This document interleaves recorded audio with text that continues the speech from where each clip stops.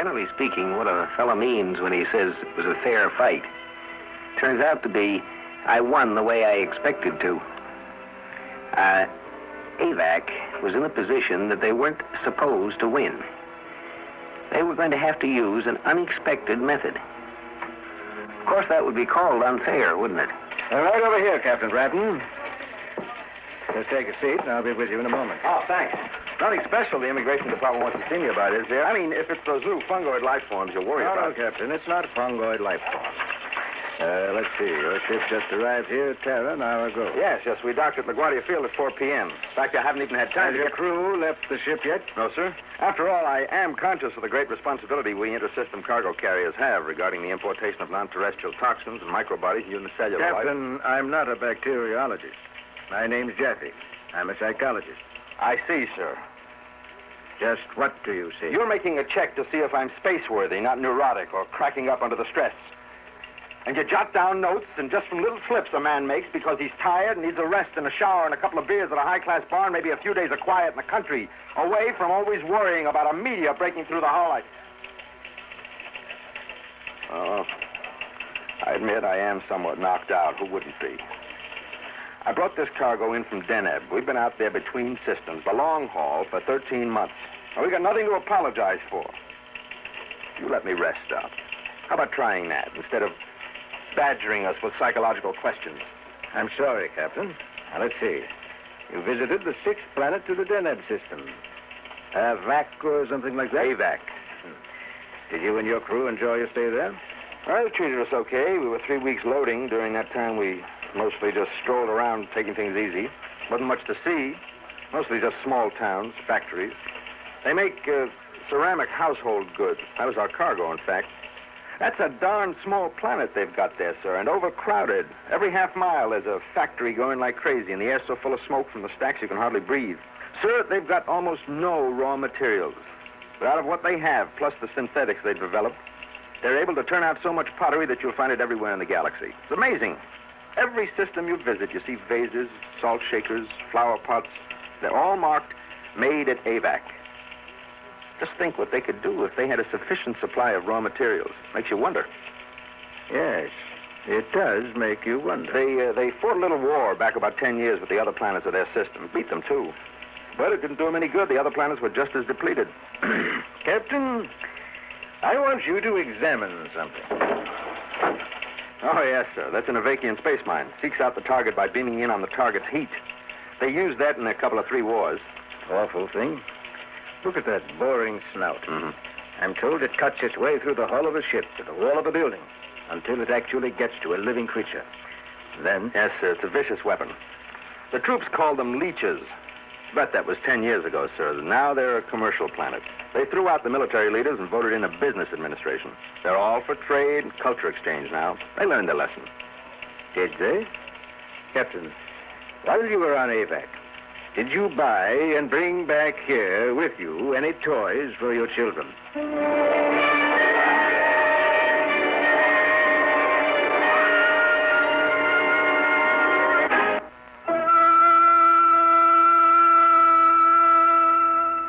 Just as a fair fight hasn't been well defined, neither is the concept toy. Take a portable typewriter, for instance. Is this a toy for a child? Or is it the working tool of a newspaper reporter? It isn't really what the thing is, but how you think about it, what you intend to do with it. What is a toy? A toy for children. While you were on Avack, did you buy and bring back here with you any toys for your children? Well, as a matter of fact... I'd like to see what toys you bought on Avack. Let's have a look. Well, they're back on the ship in my cabin. Captain, I'd like you to glance at this particular toy. It showed up a month or so ago. Possibly you saw something like it in the store in Avack. It looks like an ordinary set of model soldiers to me. British Grenadiers, I guess. Very authentic, too. Gosh, look at the detail on the uniforms. Yes, it's amazing. You'd think they were real. Genuine British soldiers of centuries ago, standing 3 inches high. And their cannons. You'd almost expect those cannons to fire, wouldn't you? Fine workmanship. Well, Captain, The cannons do fire. No kidding. I'll show you. I'm using now what is called a ramrod. Ramming the powder and shot in. Just a second. There. Now it's ready. They must use watchmaker's tools, microscopic precision. I'll fire it out the window. Ready? Ready.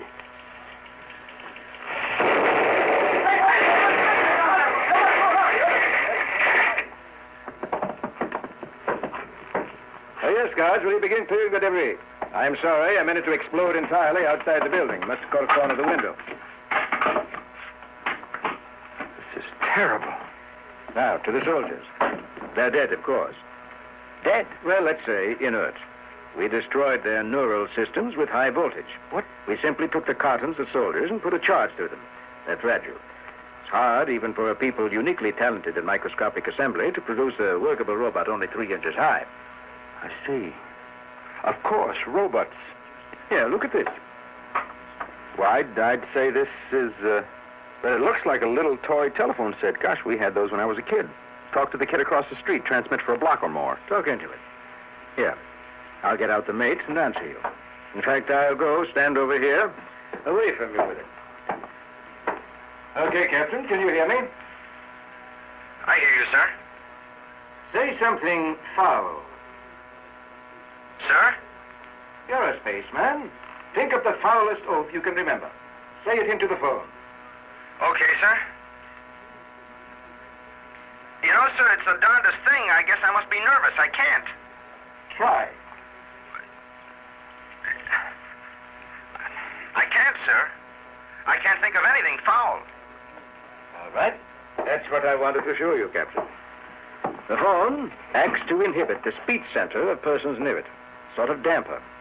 Actually, the technique was known to us. We used it during World War III, during brain-cleansing therapy.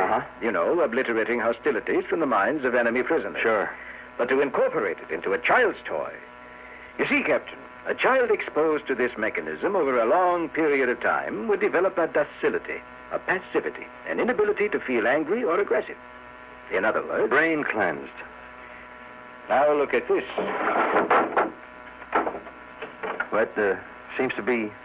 Yes, it's one of those question and answer games. You get a buzz if you guess the right answer. I'll fit a question sheet over the terminals.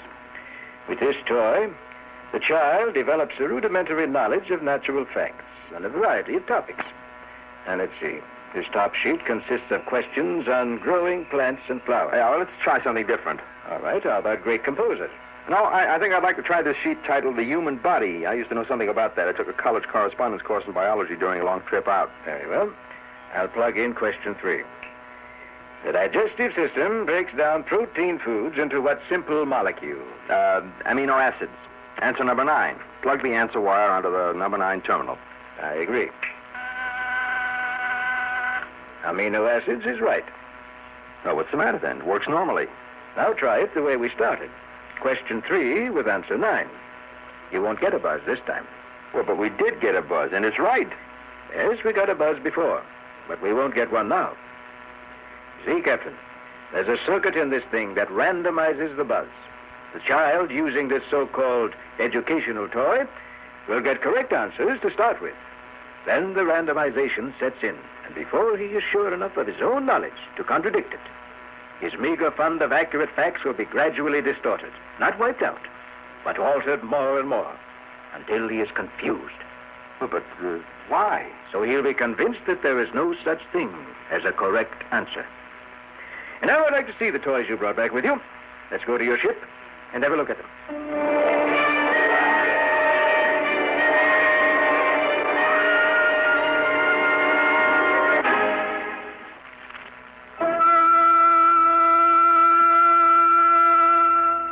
The man who won the last war always wants his methods of fighting a war to be the ultimate weapons, because he wins with those.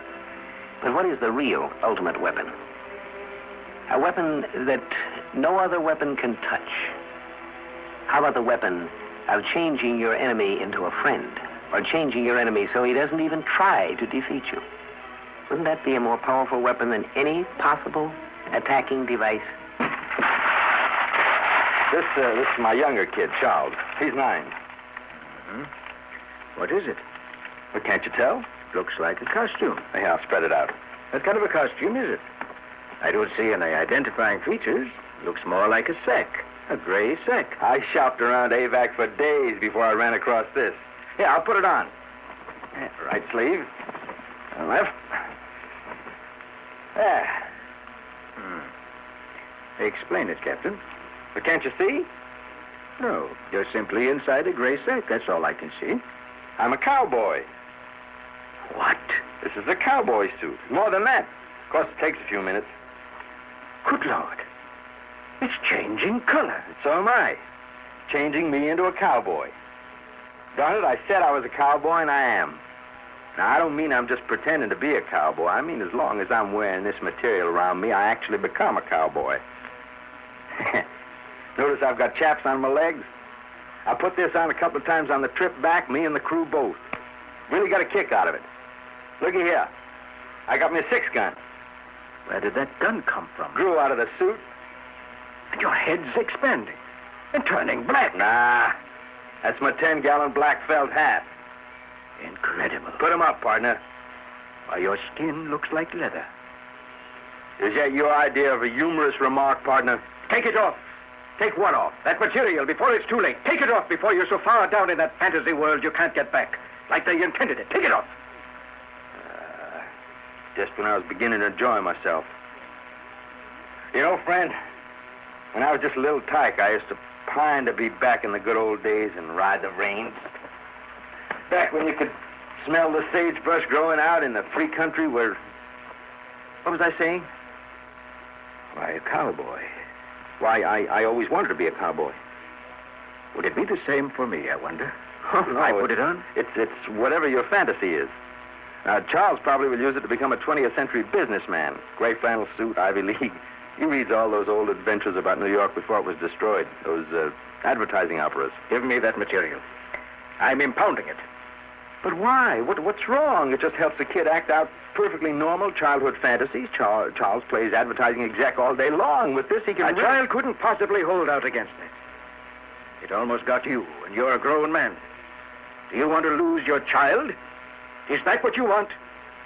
Do you want to see him disappear down into a fantasy world and never return?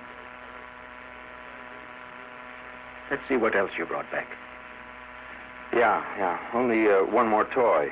Actually, it's a game for my older boy, Pete. He's 12. Open it up. Yeah. It's called Enterprise. I figure all the kids in the block can play. It's a lot of fun. A bunch of us played it on the trip back. Can 2 play? Mm-hmm. 2 players up to 8.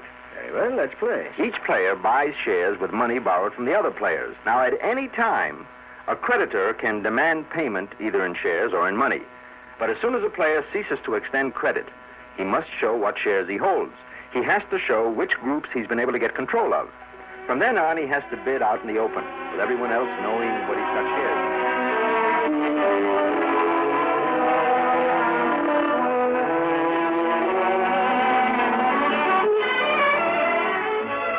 I bid 3,000 solar units for 2 shares of Neptune Non-Ferric Ores Incorporated.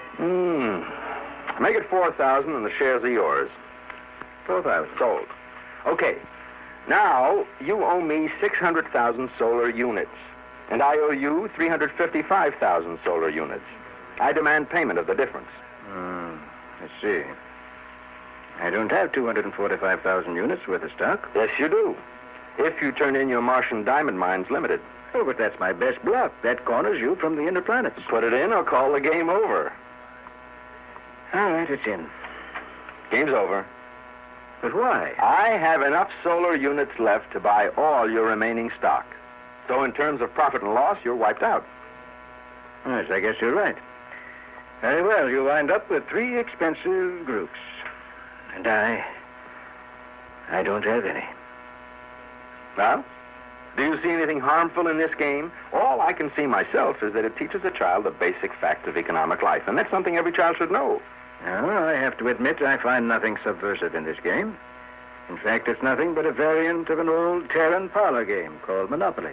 Yes, you can retain this toy, Captain. It meets with immigration specifications. Well, that's a relief. Sorry to have caused you so much trouble.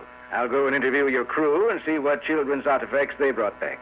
You can go to your hotel now. Can you find your way around the ship? Oh, yes, I'm used to it. I'll see you again, and next time you're down. Right. Hope your children enjoy playing Enterprise. Matter of fact, I enjoyed it myself. Might have you bring in a set for me next time. Sure. Anything to accommodate the immigration department.